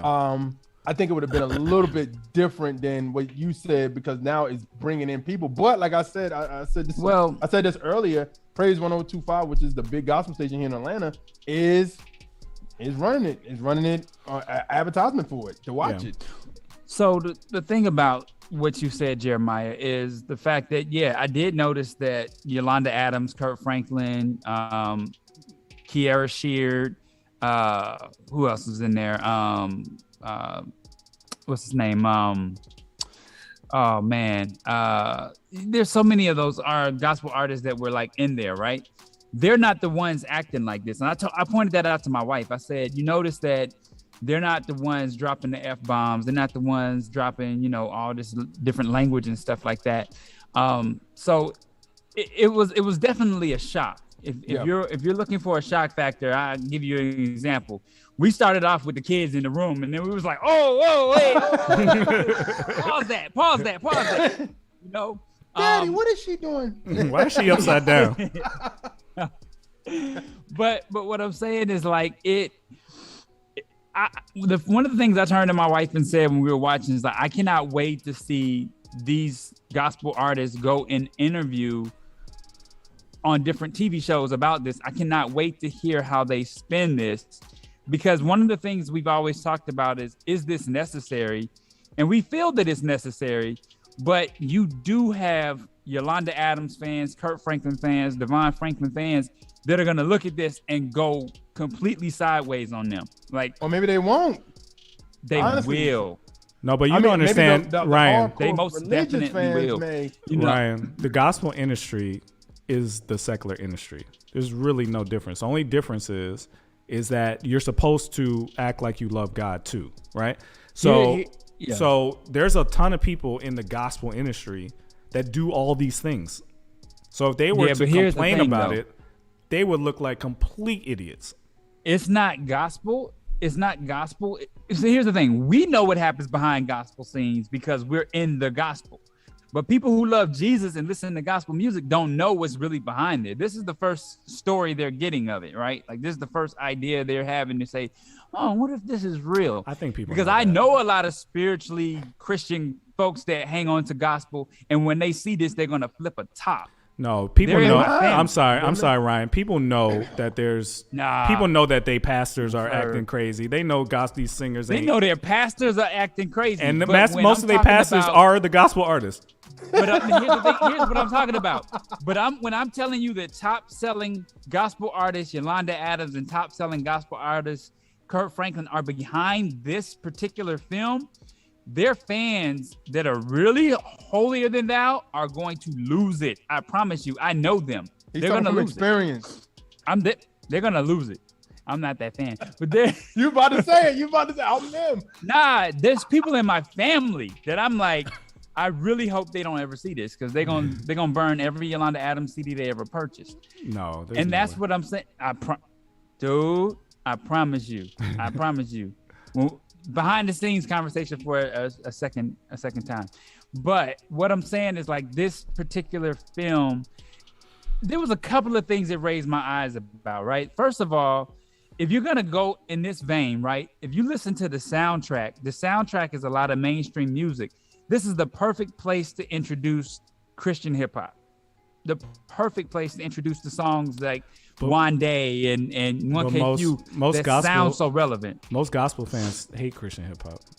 I know that. This is a way for if you think about what Kirk Franklin stands for. Kirk Franklin was Stomp.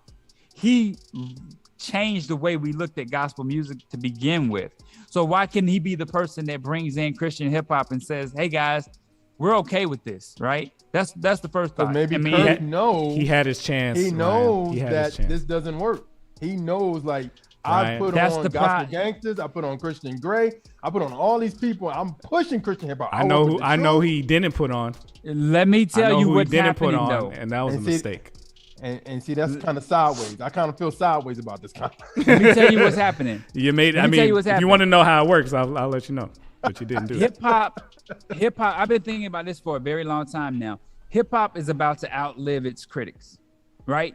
The children that we are getting, the children that are making hip hop today, black and white, are coming in from their parents being a hip hop generation, right? Yeah. Hip hop is getting ready to outlive its critics, which means hip hop is getting ready to get a much wider door, because the gatekeepers who took over from the people that didn't like hip hop are now the children of hip hop. So you're getting ready to outlive your critics, which means the gospel is getting ready to do the same exact thing. It's getting ready to hip hop is getting ready to outlive its gospel critics too. And that window and that door is going to slide open. Okay. Because the people who are now 65 years old are products of hip hop, or somewhat products of hip hop, are now getting ready to start saying, okay, let's push this through. So it's definitely about to take off. I don't care if they accept hip hop. Here it is. And that's why this is getting ready to be a lane that people go down as well. Raunchy Christian content. I don't care if they do it. Here's the thing. This conversation is going to be an ongoing conversation. I don't have a good answer for you. This was, if you go watch it, this is what they thought it should be. Do you agree? I don't know. It's a tricky conversation. I wouldn't have done the straight nudity. I wouldn't have done that. Because I asked my wife this question. I said, do you know any of your friends that would act this role? And you got to ask yourself that same question. Do you know any of your friends? It's like, I think I kind of had this in my mind. It's like, if they called Sean up and asked him to do this role, could he do it? You know what I mean? Like, could you have played the part of the pastor? The pastor. Got it. Because the pastor had to show skin too. Yeah. You see what I'm saying? And so and I wonder how many of these folks, because we noticed that there's a lot of Empire actors in this show. Mm-hmm. A lot of Empire actors. The main character is an Empire actor. Actually, two of the main characters are Empire actors. So my thing is, are you getting people who don't have that filter, don't have that limitation set on their boundaries to do these roles? Because you know that if you went to the average Christian, they're gonna be like, nah, I'm not doing that. Of course. And I'm not criticizing them for doing this. I think their motivation for this and their goal is a good goal. We're just talking about technique now. We're just we're just having a meeting. We're talking about, okay, so what do you think? Do you think that was too much? That's all I'm asking. I'm not saying they shouldn't have done it. I think they actually did a good job. But I think if you do this, you need to market it to the right people. The right people. Yeah. But you can't. But Jeremiah, Catch-22, if you don't market it to your core audience, ain't nobody gonna see it. So you're playing this, I need to get my money back game, and I need to be a minister game. That's the real kingdom business. That's what the show's about. How do you balance? Yeah. I need money to make this thing keep going. This is a real conversation. I need money to make this go, and I actually love Jesus, and I want people to get saved. That's a big tug back and forth. So I just think art is so different for different people, man. I think because we haven't. I mean, it's going crazy in the chat, but it's just you have some of the people on the. I am the Pure Flix. I love Pure Flix. That's my thing. You know, you have those people. You have some people like Pure Flix is corny. I don't want to see no other Pure Flix type movie. You have those people. Christmas only. You have some people who feel like they're like the brothers who are in South Georgia who makes incredible film. Like they like their stuff more than Pure Flix. You know what I mean? And then you have people that look at those and say those both are corny. And when I go into the closest Christian, black gospel Christian stuff is honestly Tyler Perry. Yeah. People may feel. So you got those range of people that will be like, this is wrong. From the Tyler Perry fans, they may be like, this is wrong, but it may be my guilty pleasure. You know what I'm saying? Like, so it's like, how do all you I'm saying please is everybody with I'm this? proud of everybody who's trying. Yeah, I'm proud of I am everybody too. that's trying. I am too. I don't know the right way to do it. So it's just here's another offering. What do you guys think? That's it. I'm proud of them for making an attempt, because I think the core story is a godly story. Exposing the Pharisee and lifting up the one that Jesus actually cared about. That's a real good story. So I applaud that. This is all just about technique. This is just that's it. What if Devon Franklin sees this conversation and say, "Hey, y'all, I want y'all to be on Kingdom Business"? What y'all gonna say? Ryan you gonna say yes? Yeah. Yep. Yeah. All right, you in the field with the Trackstarz, Ryan Righteous, Sean Tanner, DJ Jeremiah. Let's go. We're gonna have you on the strip club. Be extra.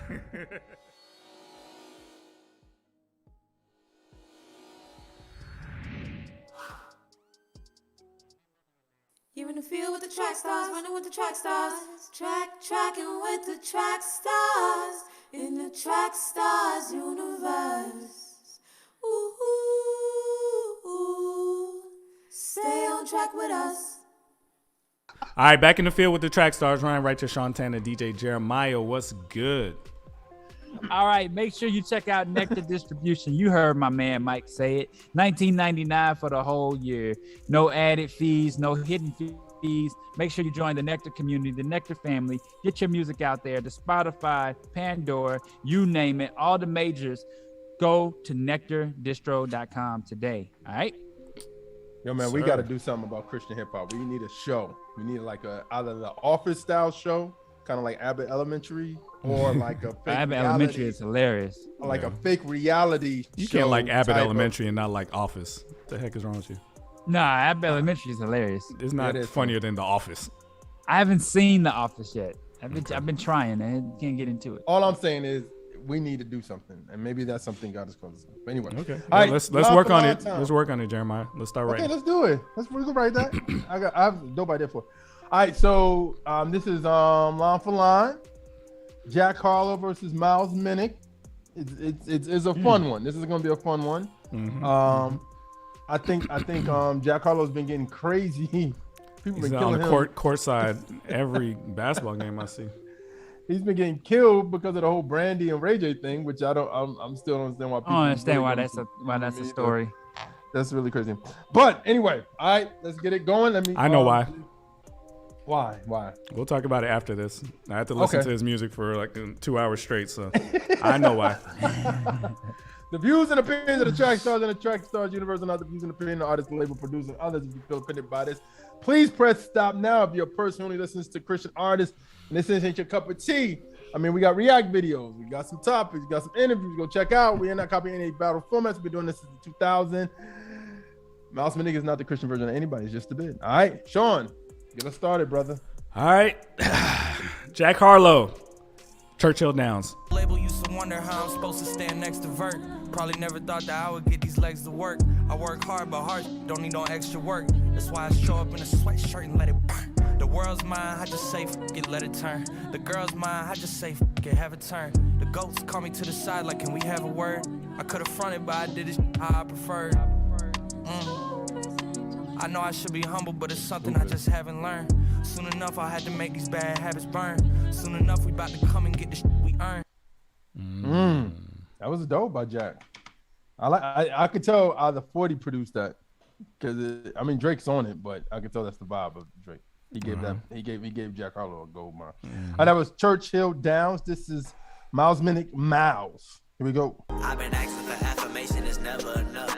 I've been thinking about irrelevant stuff. So I'm leaning on a woman who are sharper than an elephant's touch. Know how to pray, receive the hell against us. I be asking baby Jesus, tell me recontractual agreements. Cause all of this vocabulary leaves us. Skimming through it, why I do it, cause it's coming back to bite me. And here come wifey coming back to fight me. I've been trying to make a change while dealing with this weight. Will I have longevity or will this be in vain? Diligent and praying, but now I'm seeing answers. But it must be different than these people. All right, that was Miles Minnick Miles versus Jack Harlow's Churchill Downs. Righteous. Yeah, I'm gonna go Miles on that. Every time I hear Miles, like I'm usually turned up. He makes you want to dance, but that was a good, refreshing, pause from what I'm used to. So I enjoyed it. I appreciated it. Okay. I will have to say that Drake murdered Jack on this song. Absolutely, I didn't hear that part. Murdered him. I would not have turned this in. But doesn't Drake do that on most songs? Yeah, but you can't let it happen to you. Was it that Pusha T verse? He kind of like getting that Pusha T, or is that something else? Because I remember hearing something else from Jack Harlow and Drake that it was. I don't know. He just, I mean, I was just saying, he just, his verse is way better. But I will say that I still like it more than the Miles Minnick song. I think he did enough to, because that beat is just so, it just has a good feel to it. Yeah. I will go with Jack Harlow. I was feeling the vibe. I think Miles killed. His verse is better, in my opinion, than Jack's, but I would feel like the Jack Harlow vibe was a little bit better than Miles, in my opinion. So, what y'all got? What you got? Yeah, it says, he said, I guess it was this song. Yeah, he said something about I can't let it slide or what, but it wasn't that stuff that I cared about. It was, he said something else. He had about 3 lines, Drake, in that song that were just like, oh my gosh, that was really old Drake. good. Like, it's just clever. It's just clever stuff, and that's what I appreciate. Clever, and Jax wasn't super clever to me. Gotcha. It never turned it. All right, here we go. That was 3-1 Jack. The Jack online as well. So Jack is on the board with Uno. All right, so I'll start off round 2. Here we go. This is 70 Degrees, Miles Minnick. Here we go. We the glowers, like up the block, I guess that's how they know us. Hop in a whip and we go nuts, but I bounce out, you're not used to the donuts. About to start a rally where you at? It's the land of the year, bringing Cali where you at? I got unction, hype out your function, team get jumping, ain't no discussion. It feel good like the stimulus just hit the account, even though I wish it was a bigger amount. When I was down in the dot skirt, gotta thank God what they tried won't work. Light up the turf. Ooh, that was 70 Degrees, Miles Minnick. What you got, Sean? All right, Jack Harlow. This is all off the one album. Yeah. First Class. I could see the whole city from this balcony. Back in 2019, I was outside freely, but now they got it out for me. I don't care what frat you was in, you can't offer me. Keep dreaming. Pineapple juice, I give a sweet. I know what they like, so I just keep cheesing. Hard drive full of heat seeking. Trying to come the same day as Jack, rethinking. You don't need Givenchy, you need Jesus. Why do y'all sleep on me? I need reasons. I got Plex in the mail peak season. Shout out to my UPS. All right, that was First Class by Jack Harlow versus Miles Minnick, 70 Degrees. What y'all got? Righteous. I'm gonna go Jack Harlow on that. I liked this flow. I liked the way the beat was, and I like what he was saying.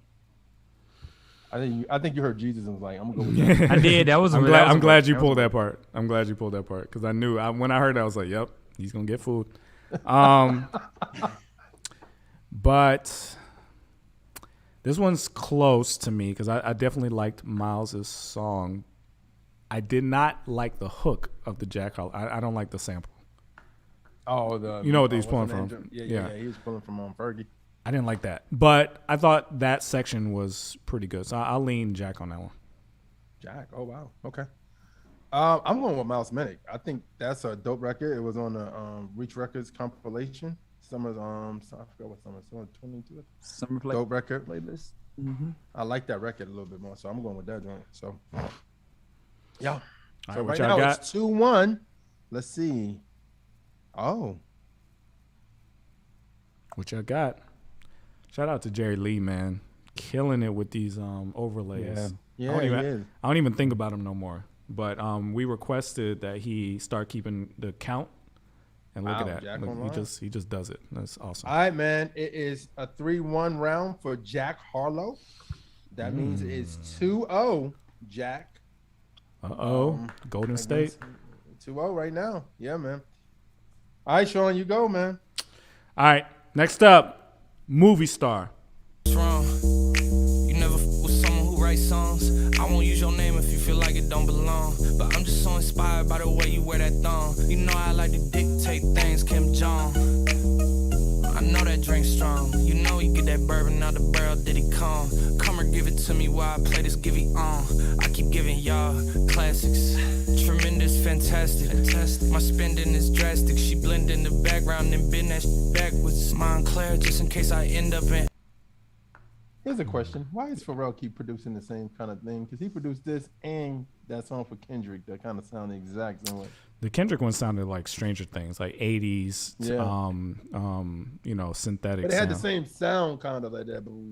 Like This one is different. It's a different genre, I think, though. But yeah, it's almost like it's a similar nerdish. sound. Yeah. It's a nerd sound. Yeah. All right, that was Jack Harlow's Movie Star. This is Miles Minnick. Yee! Overall, like a hillbilly, you look real silly, trying to give a faulty deal to me. Really from the West, LA filming on the sets. I got that favor falling on me, I can feel it in my chest. What you think? They want me deceased, but they all on my line like a Sony release. PS, I peep that they think I'm a sink, but I'm all on their head like they patting they weed. God got a hold of me, tell the devil let go of me. Ain't he, can I say no to me? He control it is totally. Child in the king, that's why he giving the glow to me. Holy Ghost making sure all of my inheritance go to me. Pulling up, I got that shout out. Yee! Miles Minnick, Jack Harlow's Movie Star. Who y'all got? Yeah, I'll go Miles Minnick on that one. Yeah, that's Definitely Miles. like the vibe better. That's Miles Minnick. Easy. Yeah, I'm going with Miles as well. Although that Jack Harlow did take me back to having the system in my car, man. That thing would have hit. The Paperboy car. Yeah. Mm-hmm. The Rams. EVs, yeah. So right now it's 3-zip. So I don't know what they voting online. Yeah, they're so funny. What y'all got? It's up to you. It's up to you. What y'all got online? Y'all are y'all holding y'all money? Cause y'all like, I don't know. It's always when people they feel passionate about, and they Yeah, that's what it is. They gotta help out. All right, Miles Minnick took it on round 3, so that's a 4-0 round for Miles. He's back on the board. 2-1. He's on the board. 2-1. All right. I'm gonna start off with Miles Minnick. This time is I-80. Here we go. Taking orders off the movement we made. Obey, asking what I gotta do to be saved. Passing the baton like how they doing relay. Glow gang coming up, but Jesus did in 3 days. Man on the street, dirty bands on my feet. Oracle Arena, 30,000 fans out they see. Quit joking. 18 when I quit smoking. West P, but my mama living in East Oakland. I know it's in my hands on what I need your guys' help. That's why I'm in the building and I'm healing myself. Glow gang moving silence, no revealing myself. How I'm moving, live on water like I'm really like All right, that was I-80, Miles Minnick. What you got, Shantana? All right, let's do this one. I'd do anything to make you smile. Off of you. I'ma check my schedule and then clear it off of you. Look up at the ceiling, yeah, that mirror is off of you. Know I love them curves and how they veering off of you. I'ma grip that body power steering off of you. You know you a star, that's why they cheering off of you. You my little muse, get these lyrics off of you. And then I sing them like an Ed Sheeran song to you. Cause I love the shape of you. You. I mean, the memory is nice, but I would. All right, that was I Do Anything to Make You Smile. Jack Harlow, Miles Minnick, I-80. I will say this. That song, it's funny to pull. I will say that was one of those songs I had the hard match. What I call it is like try to find the drum because I know Miles, of course, is a Bay artist. His music is straight Bay style stuff. So try to find something that matches that. Jack Harlow song was kind of difficult, and this was the closest I could find. Yeah. So, but anyway, who y'all got? Ryan. I'm a toss on this one. Toss it up. I'm gonna do the same. Shantana. The Jack beat is more my flavor than the West Coast thing, but I think they're pretty similar. So I'm gonna toss it. Toss. What you got? I'm gonna go with Miles. I like that. Dylan said the song title was too long. No, that's what he put in the. That's what Crispy fun. put in the chat for the vote. All right. That was funny. So what's that? Jack Harlow? No, it's Miles. Is Miles? Yeah, Miles took that. We had two people. We had 2 Chupa chats for Miles and me. Oh, dope. And Miles online. All right, so it's a 4-0.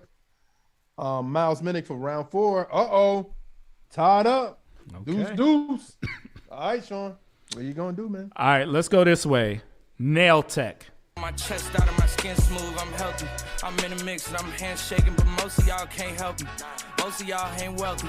Most of y'all just dress like it. I caught the vibe that y'all giving off, and I'm trying to make myself less like it. This chick got a little Porsche body. I might let the bro test drive it. It's hard for me to get excited. I love music and stress about it. My city hauling, I'm co-signing this wave coming up next out it. Riding around in the shotgun and her Tesla. Hanging both of my legs out it like, what's up? I got stakes and they too high now, I can't up. All right, that was Jack Harlow, Nail Tech. This is Miles Minnick, WYT. Here we go. I was falling off and you took it as a joke. Miles Minnick, a little gimmick, you took it as a hoax. So you see me on Instagram getting shout out by the gold. You thought Pluto was my limit, that ain't even coming close. I've been at it, it's automatic, embedded in my soul. Knew I had it, just had to stack it, invested in my goals. What you know about pouring out your account for your dream? I was broke in Atlanta, I had to lean on my team. Bizzle be fooled by the gleam. Rest on my back like it's tatted on me. Covered by the blood like 6ix9ine, ratted on me. Blessings keep on falling, think it's splattered on me. I be going dumb on the ones that be catting on me. That was WYT, Miles Minnick, Jack Harlow, Nail Tech. Who y'all got? Ryan. You know what? I'm gonna go with the Jack Harlow out of nostalgia because it kind of took me back to my college days, being at a HBCU, and I could just hear the band playing that song on the field, and I'm like, oh man, that thing would go crazy. So yeah, I'm gonna go Jack Harlow on that. I got Miles Minnick. I thought that was better. Yeah, it just had a more fun. I think his flow was real crisp on that one. So I got Miles. I didn't really like the Nail Tech one. It was okay. Yeah. So I'm gonna go with Miles. All right, it's 2-1 up here. 2-1, 2-1. What y'all got? What y'all got? Oh, Miles. Miles took that one. Ooh, okay. It's 3-1. Wow, Miles 3-2. came back. 3-2. All right. Miles online. All right, now it is 3-2.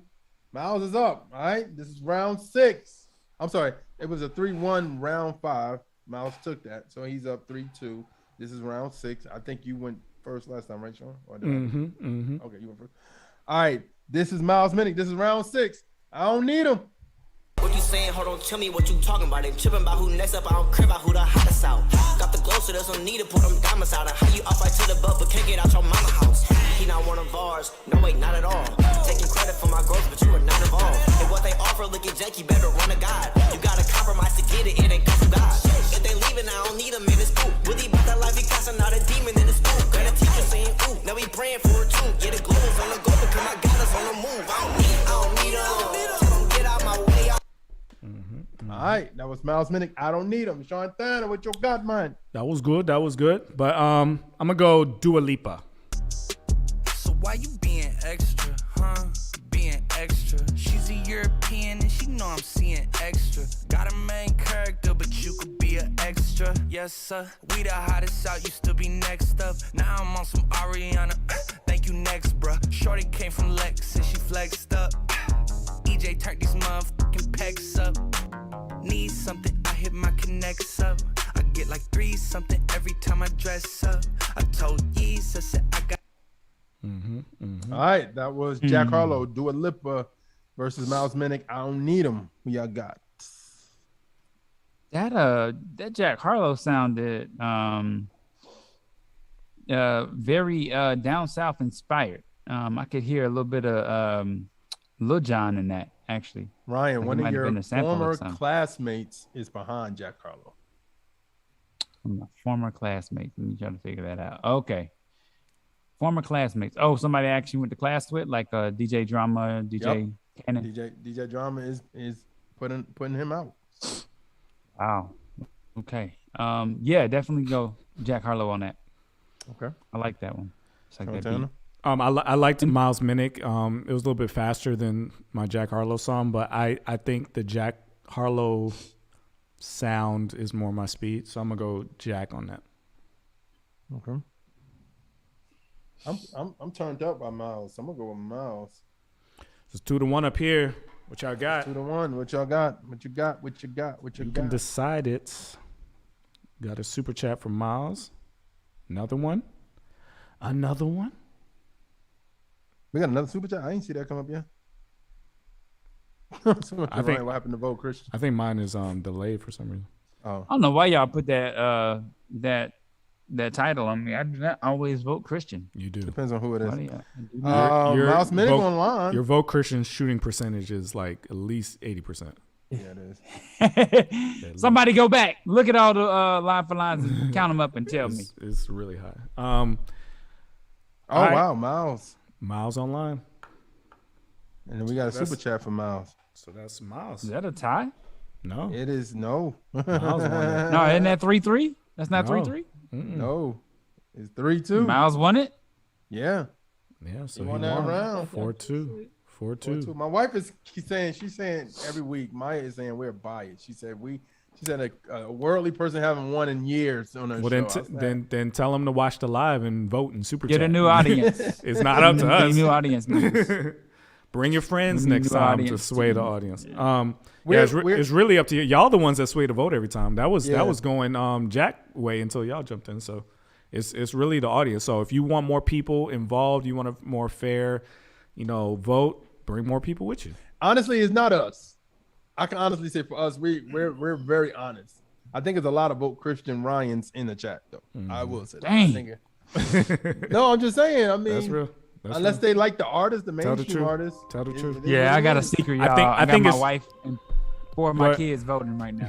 It's really hard not to pull for the side you want to win. That's the truth.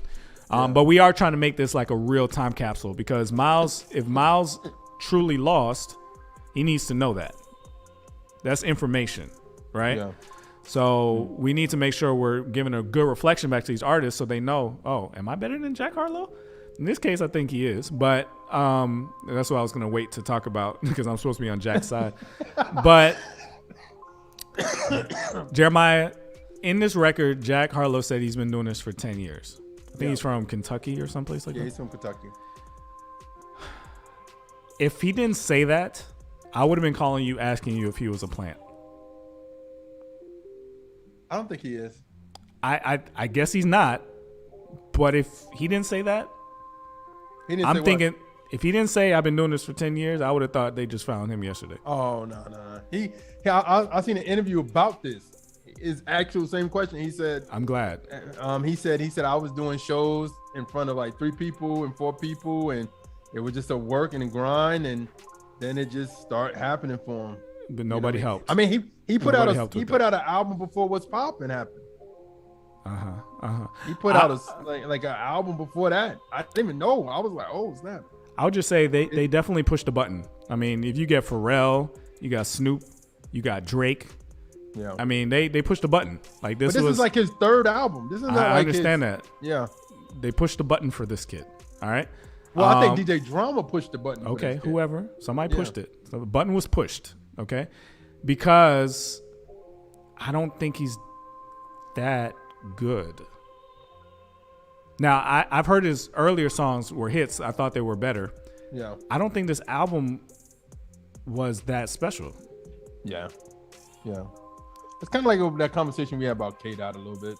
But even after listening to Kendrick's album, then going to this, it was noticeable.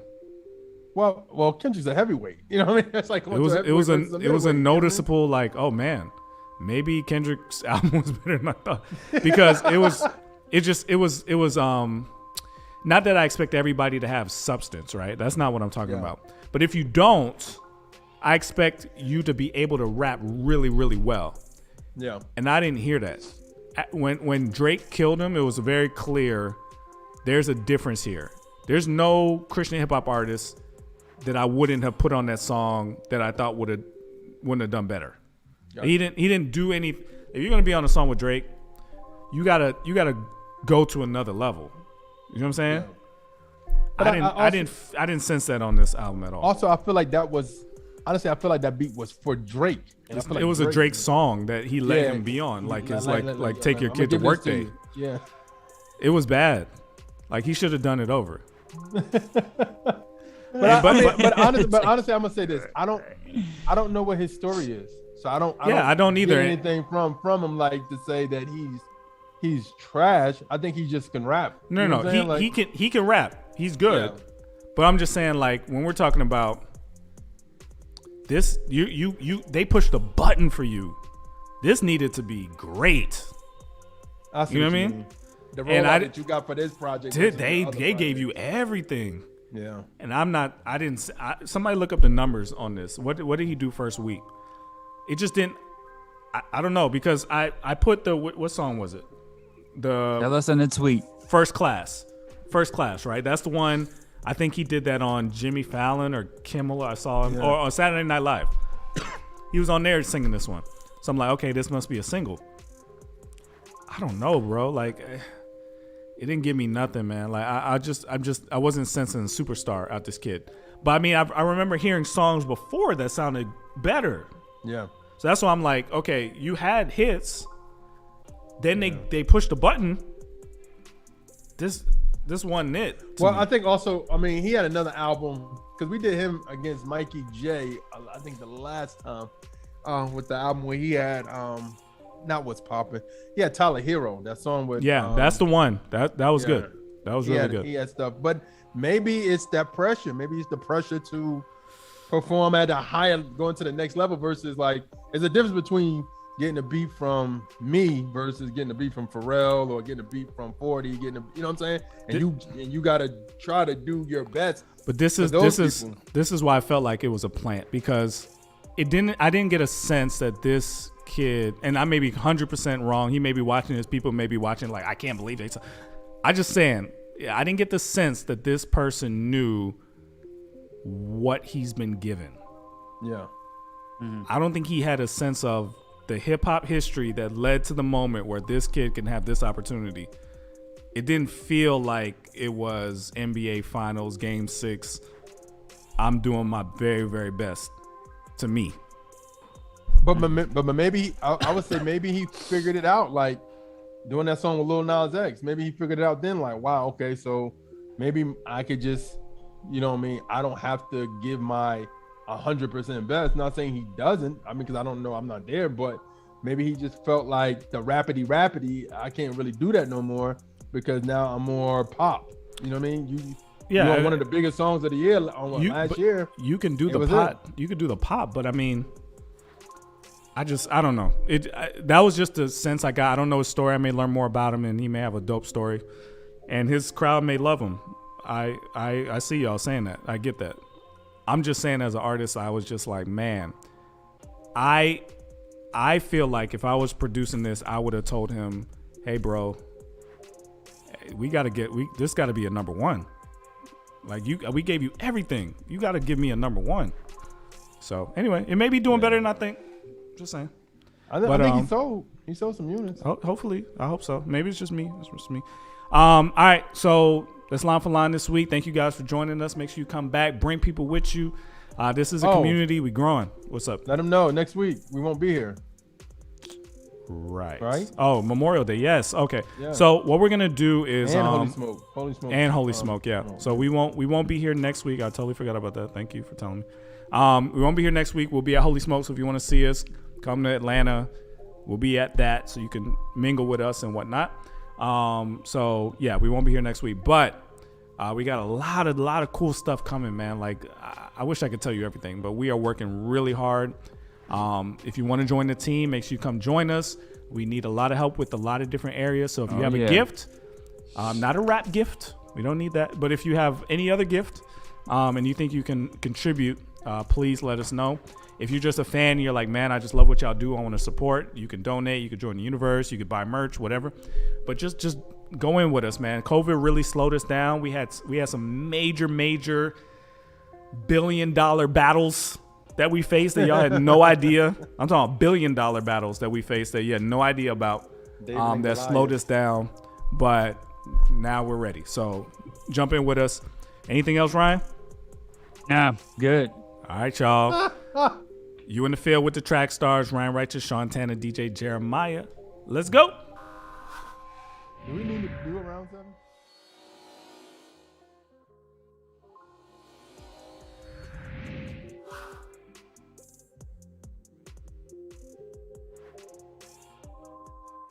Now, I'm in the field with Trackstarz right now. I had a blessed time. Hopefully, you guys are listening. If you're not, then you're losing.